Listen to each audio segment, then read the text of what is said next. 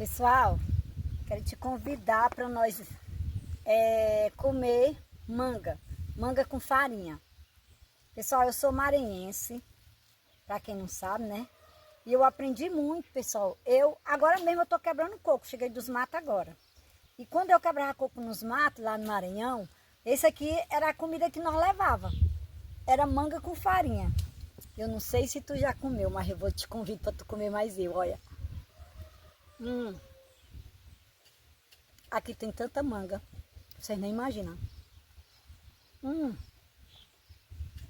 É bom demais. Me conta aí se tu já comeu algum dia assim. Se tu não comeu, como pra tu ver? Os pés tá lotado de manga, pessoal. Lotado, lotado. É bom demais.